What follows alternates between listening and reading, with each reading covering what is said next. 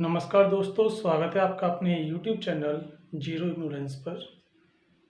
आज हम बात करेंगे अलीगढ़ मुस्लिम विश्वविद्यालय के अंदर जो अभी हाल ही में BA, BSc, BCom, BA LLB और BTech की जो परीक्षा हुई थी उसकी ऑफिशियल आंसर की जारी हो गई है।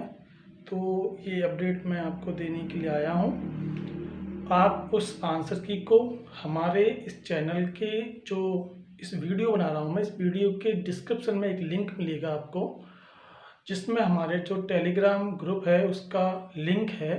आप उसे ज्वाइन कर लें और उसमें ये जो 4 कोर्स हैं 5 हैं, BA, BSc, BCom, BA LLB और BTech, उसकी आंसर की मैं उसमें डाल दूंगा। तो आप उसे अपना उसमें देख लें कि आप अपनी OMR से मिला लें कितने कितने नंबर का आपका हो रहा है। और साथ ही साथ ये जो आंसर की आई है उसमें अगर आपको किसी प्रश्न के उत्तर में कोई आपको डाउट है कि इसका उत्तर ये नहीं होना चाहिए था और ये गलत मान लिया है, तो आप इस पर ऑब्जेक्शन फाइल कर सकते हैं, जिसकी लास्ट डेट 24 तारीख है। 24 तारीख को शाम तक आप उस पर ऑब्जेक्शन फाइल कर सकते हैं। यहाँ पर ध्यान देने वाली बात यह है कि जो संस्था होती है एग्ज़ाम कराने वाली, अधिकतर एक उत्तर कुंजी निकालती हैं यानी आंसर की, उसके बाद उस पर ऑब्जेक्शन मांगती हैं स्टूडेंट से, उसके बाद एक फाइनल आंसर की आती है। लेकिन यहाँ पर ऐसा नहीं होता है। यहाँ केवल आपको ये आंसर की आ गई, इसके बाद आपको एक ऑब्जेक्शन करने के लिए ऑप्शन दिया गया है। आप ऑब्जेक्शन कर सकते हैं किसी भी क्वेश्चन पर अगर आपको कोई ऑब्जेक्शन है तो।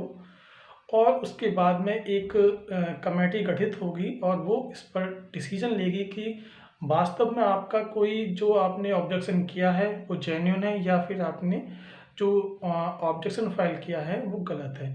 यदि वो ऑब्जेक्शन सही होता है तो उससे रिलेटेड एक नोटिस टाइप में आपको देखने को मिलेगा, जिसमें आपको पूरी सूचना मिलेगी कि जब हमने कमेटी गठित की तो उसके आधार पर ये निर्णय लिया गया है कि इन प्रश्नों को या तो कैंसिल कर दिया जाए या उसके उत्तर बदल दिए जाएं।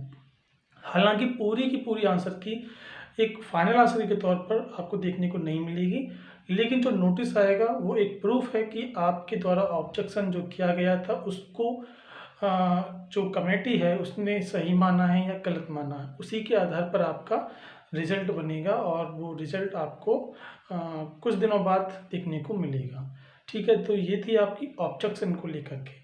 अब हम बात करते हैं कि इस आंसर की के बाद अब कौन कौन से फेस होंगे, चरण होंगे इस एडमिशन के लिए AMU के इन कोर्स में। तो मैं बताऊं, ये आंसर की आ गई है, इस पर 24 तारीख तक आपको ऑब्जेक्शन फाइल करना है। यदि कोई प्रश्न में आपको कन्फ्यूजन है, कोई त्रुटि है, तो आपको फाइल करना है। ये जरूरी नहीं है कि आपको फाइल करना ही करना है। ये एक क्या कहते हैं, अनिवार्य बिंदु नहीं है कि आपको फाइल करना ऑब्जेक्शन। ठीक है, इसके बाद में फिर एक जो छात्र छात्राएं इस पर ऑब्जेक्शन फाइल करेंगे इस आंसर की पर। उसके बाद में एक कमेटी गठित होगी। कमेटी गठित करने के बाद उसका निर्णय आएगा कि जो ऑब्जेक्शन आए हैं उनको किस तरीके से ट्रीट किया जाए, कैंसिल किया जाए क्वेश्चन को या फिर उसमें कुछ बदलाव किया जाए, या ऐसा भी हो सकता है कि कोई बदलाव ना हो। ठीक है, इसके बाद में फिर आपको इंतज़ार करना पड़ेगा। क्यों कि ये जो है एडमिशन टेस्ट हैं, ये डिपार्टमेंटल टेस्ट नहीं है। एडमिशन टेस्ट जब तक सारे ख़त्म होंगे, क्योंकि आपको पता है कोरोना महामारी से अभी अभी उभरे हैं, क्योंकि पूरी तरीके से उसका खौफ ख़त्म नहीं हुआ है कोरोना का, तीसरी लहर भी आने वाली है। तो जो विश्वविद्यालय है वो ये नहीं चाहेगा कि जो एग्ज़ाम हो गए हैं उनका रिजल्ट पहले निकला जाए। उसकी प्रायोरिटी होगी कि पहले जितने भी फॉर्म अप्लाई हो गए हैं जिन कोर्सों में, उनके एग्ज़ाम ले लिए जाएँ। तो रिजल्ट के लिए आपको इंतज़ार करना पड़ेगा।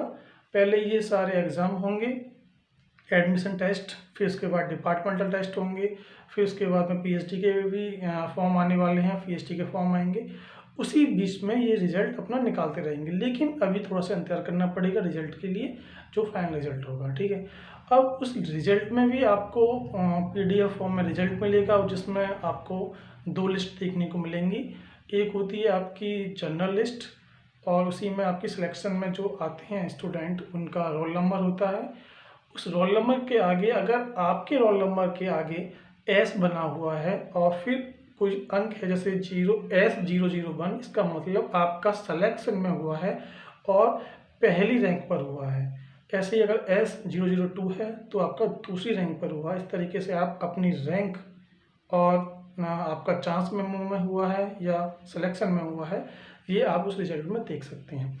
इसी के साथ में एक लिस्ट आती है, इसे कहते हैं हम चांस मेमो लिस्ट यानी वेटिंग लिस्ट।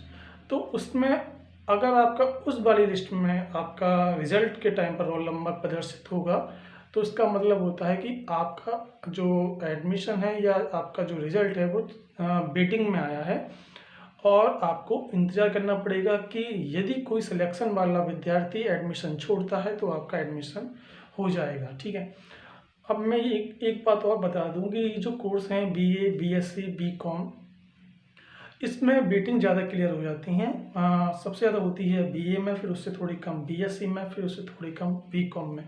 कारण ये है कि इंटर के बाद में ये सारे एग्ज़ाम होते हैं +2 के बाद, तो बहुत से विद्यार्थी बीटेक में चले जाते हैं, बहुत से BLL में चले जाते हैं, बहुत से BCom करते हैं, BSc करते हैं। तो BA में उस अपेक्षा ज़्यादा वेटिंग क्लियर होती है और कोर्सों की अपेक्षा। वैसे वेटिंग क्लियर तो हर कोर्स में होती है, मैं एक बता रहा हूँ कि सबसे ज़्यादा किस में होती है। वेटिंग क्लियर तो बीटेक में भी होगी, BA LLB में भी होगी, और इसके साथ साथ ये जो रिजल्ट आता है उसमें आपकी एक स्पेशल कैटेगरी की रिजल्ट भी देखने को मिलेगा आपको, जिसे कहते हैं CE का रिजल्ट, यानी चाइल्ड ऑफ एलुमनी और चाइल्ड ऑफ एम्प्लॉय। ये भी आपको उसमें रिजल्ट देखने को मिलेगा। लेकिन ये जो वीडियो है एक सामान्य अभ्यर्थी के लिए है जो कि एक एक्सटर्नल है या जिसके पास में कोई आपका स्पेशल कैटेगरी नहीं है, जैसे ना तो वो CA कैटेगरी में आ रहा है, ना वो CE कैटेगरी में आ रहा है, और ना ही वो इंटरनल है। तो इस वीडियो से उनको ये समझने में सहूलियत होगी, क्योंकि कभी कभी क्या होता है, रिजल्ट आता है, रिजल्ट में 2 लिस्ट आएंगी, आप अपना रोल नंबर फाइंड आउट करेंगे और अगर आपके रोल नंबर के आगे C001 लिखा हुआ है तो आप ये कोई भी अभ्यर्थी बड़ा खुश हो जाता है कि मेरा तो एडमिशन हो गया AMU के अंदर। लेकिन ऐसा नहीं है, क्योंकि वो C में आया है यानी कि चांस मेमो में आया है, तो उसका चांस है एडमिशन होने का, कंफर्म नहीं है। तो ये कन्फ्यूजन हो जाता है और फिर बाद में पता चलता है जब वो जाते हैं रिपोर्टिंग वगैरह कराने कि हमारा तो वेटिंग में आया, तो उनको बहुत निराशा होती है। तो इस पॉइंट को अगर वो यहाँ से क्लियर कर लेंगे तो वो एक अपनी जो चेतना है, अपनी जो मनोवृत्ति है उसी प्रकार से ढालेंगे कि फिर वो प्रार्थना करेंगे अपने ईश्वर से कि हमारा ये जो वेटिंग है ये क्लियर हो जाए। ठीक है, क्योंकि बहुत खुशी खुशी में भी हम ये बातें भूल जाते हैं कि हमारा तो वेटिंग में आया है। पता पड़ती है हमें जब हम कैंपस में जाते हैं और वहाँ पर रिपोर्टिंग करते हैं तो हमें पता पड़ता है कि हमारा तो वेटिंग में आया है, या फिर किसी के जरिए पता पड़ता है कि आपका वेटिंग में आया है। ठीक है, अच्छा, इसके बाद में ये रिजल्ट आ जाएगा आपका, फिर इसमें भी आपके कुछ एफिडेविट बनते हैं, एडमिशन के टाइम पर कौन से डॉक्यूमेंट्स आपको चाहिए, ये सारी की सारी अपडेट मैं आपको देता रहूँगा।